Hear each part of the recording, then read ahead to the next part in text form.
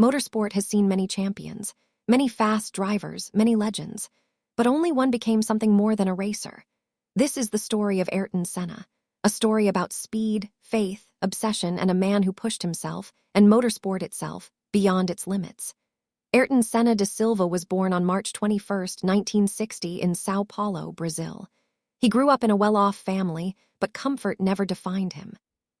From an early age, Senna was drawn to movement, to control, to the feeling of speed.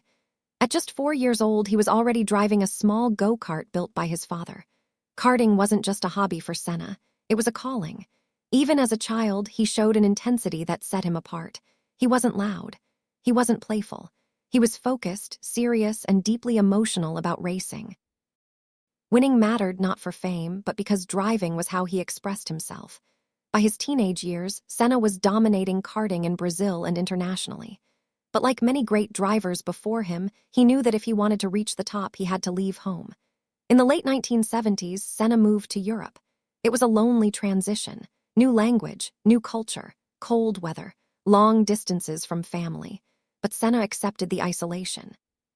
He believed that sacrifice was necessary to achieve greatness. In Britain, Senna quickly made a name for himself. He won championships in Formula Ford 2000, and Formula 3, often defeating future Formula 1 drivers with apparent ease.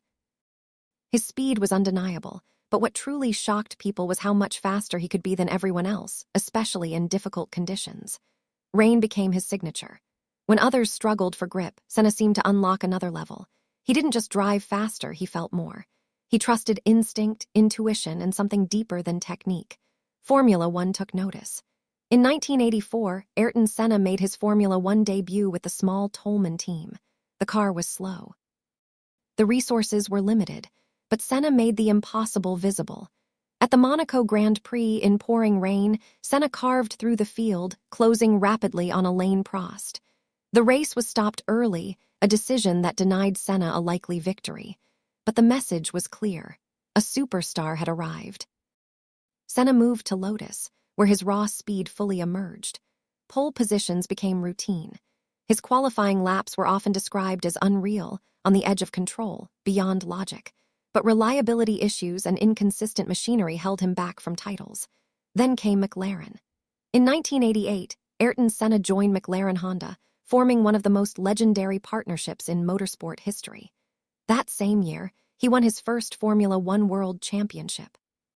What followed was dominance, but also conflict. His rivalry with Alain Prost became one of the fiercest in sport.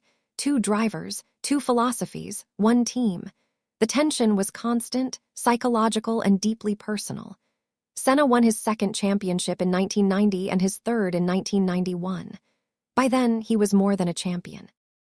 In Brazil, he was a national hero. To millions, he represented hope, pride, and belief, but success never softened him.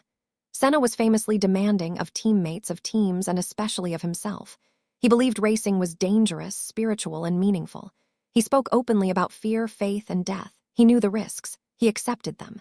As the early 1990s progressed, McLaren lost its competitive edge. Senna, still at his peak, grew frustrated. In 1994, he made a risky move to Williams, a team struggling with instability after regulation changes. From the start, something felt wrong. The car was fast but unpredictable. Senna pushed anyway. He always did. Then came the 1994 San Marino Grand Prix weekend at Imola, one of the darkest weekends in motorsport history. A young driver, Roland Ratzenberger, was killed during qualifying. Senna was deeply shaken. He considered quitting the race, but he didn't. On race day, April 1, 1994, Ayrton Senna's car left the track at high speed at Tamburello Corner. The impact was fatal. The world stopped. Formula 1 lost its brightest star. Brazil lost a hero. Motorsport lost its soul. But Senna's story did not end at Imola. His death changed the sport forever. Safety standards improved dramatically. Cars became safer. Circuits were redesigned. Lives were saved because of what happened that day. Ayrton Senna is remembered not just for his 3 world championships, his 41 wins, or his unmatched qualifying speed. He is remembered for how he drove, for how he felt racing, for how he believed that a driver could be more than an athlete. that he could stand for something greater. Ayrton Senna didn't just race cars. He touched something eternal. And that is why, decades later, his name still echoes through motorsport history.